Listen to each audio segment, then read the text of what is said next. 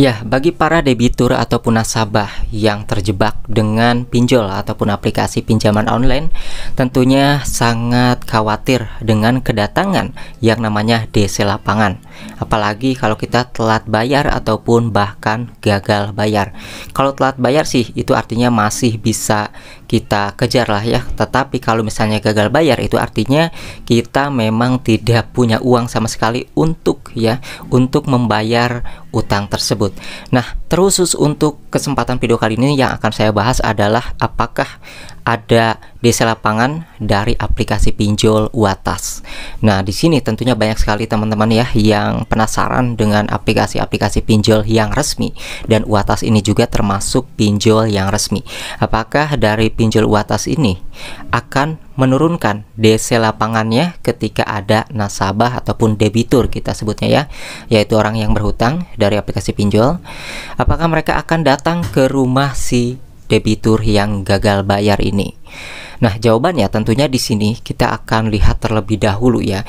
Jika aplikasi pinjaman online yang resmi ini tentunya terbagi dua. Mereka ada yang memiliki DC lapangan dan juga tentunya ada yang tidak memiliki DC lapangan. Tetapi ada juga nih aplikasi pinjaman online yang memiliki DC lapangan, tetapi ketika ada nasabah ataupun debitur yang gagal bayar tetapi tidak didatangi sama sekali ke rumahnya. Hal itu dikarenakan dari DC lapangan ini tentunya terbatas. Lebih banyak jumlahnya orang-orang yang berhutang di aplikasi pinjol tersebut. Terkhusus ini juga dengan Uatas. Nah, Uatas ini adalah salah satu aplikasi pinjaman online yang resmi ya, diawasi oleh OJK. Namun bagi orang-orang yang sudah terjerat pinjol di Uatas ini tentunya khawatir dengan adanya DC lapangan yang didatangkan oleh pihak kantor dari aplikasi pinjol Uatas ini. Nah, apakah dari Uatas ini akan mendatangkan DC lapangan ke rumah-rumah para debitur yang galbay atau tidak? Jawabannya adalah tergantung, tetapi kebanyakan dari pinjol resmi ya yang memiliki DC lapangan pun itu jarang sekali untuk menurunkan DC lapangannya ke debitur yang gagal bayar. Kenapa? Karena jumlah mereka itu sangat sedikit dan perusahaan pun itu melihat dari segi keuangan di kantor mereka karena untuk membayar lagi orang-orang yang mereka turunkan. Seperti itu teman-teman. Lalu bagaimana kalau misalnya kita itu terjebak keburu didatengin oleh si DC lapangan ini? Nah, DC lapangan ini sebelum mereka datang ke rumah si debitur yang galbay tentunya akan menghubungi lewat telepon terlebih dahulu. Nanti pasti akan ada telepon ataupun juga pesan SMS ataupun pesan WhatsApp yang mereka kirimkan. Nah, jika kita tidak merespon telepon mereka ataupun pesan mereka ya dalam bentuk teks, maka ya tentunya mereka akan bikin boom seperti itu. Jadi mereka akan terus ngechat kita dan terus mengganggu dengan nomor telepon yang mereka gunakan. Bahkan nomor telepon yang mereka gunakan juga itu kebanyakan dengan fitur AI ataupun robot kayak gitu ya. Artinya telepon tersebut ketika kita angkat itu tidak dijawab sama sekali, langsung mati. Nanti ada lagi teleponnya. Nah, itu yang dimaksud dengan teror telepon teman-teman ya. Jadi itu bukan dari si adminnya ataupun dari si karyawannya, tetapi menggunakan kayak fitur robot gitulah ya. Jadi secara otomatis mengganggu si nasabah yang gagal bayar. Nah, ketika setelah adanya teror telepon ataupun pesan chat seperti itu, lalu masuk ke tahapan kedua, yaitu mereka akan mengirimkan surat penagihan teman-teman. Biasanya sebelum mendatangi si debitur yang galbay, mereka ini akan mengirimkan surat. Jadi yang pertama adalah telepon ya, ataupun teror lewat telepon ataupun pesan. Kemudian yang kedua adalah mereka memberikan surat peringatan, entah itu lewat pos ya, nanti juga akan datang ke rumah. Nah, maka dari itu ketika si DC lapangan ini tanpa ada teror terlebih dahulu ataupun kayak nelpon, pesan chat, bahkan tidak ada surat peringatan yang datang ke rumah, maka dapat dipastikan jika si debitur ataupun orang yang gagal bayar tersebut tidak akan didatangi oleh DC lapangan.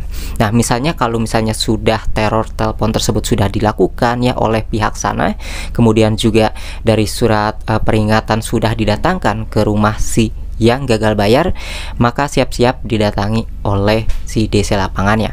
Nah, DC lapangan ini juga tergantung ya di beberapa kota itu apakah ada atau enggak. Itu juga dapat membatasi mereka ini tidak hadir ataupun tidak datang kepada nasabah ataupun debitur yang gagal bayar ini. Nah, kalau misalnya ke Palang mereka ini datang, ya itu bisa dihadapi dengan ya bertanggung jawab teman-teman ya, yang mana biasanya ketika DC lapangan ini hadir itu mereka tidak akan melakukan tindakan anarkis ataupun kekerasan karena mereka ini sudah diatur undang-undang ya, karena kan mereka ini adalah aplikasi pinjol resmi yang mana tidak boleh memperlakukan nasabah yang gagal bayar ataupun telat bayar sekalipun itu dengan tindakan-tindakan yang dapat dikatakan anarkis kayak gitu ya.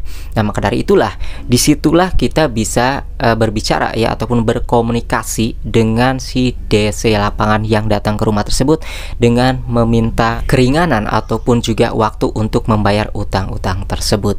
Nah, maka dari itu biasanya ketika si DC lapangan ini datang, maka bunga-bunga yang selama ini menjadi dendanya gitu ya, biasanya itu akan diturunkan ataupun akan dikurangi.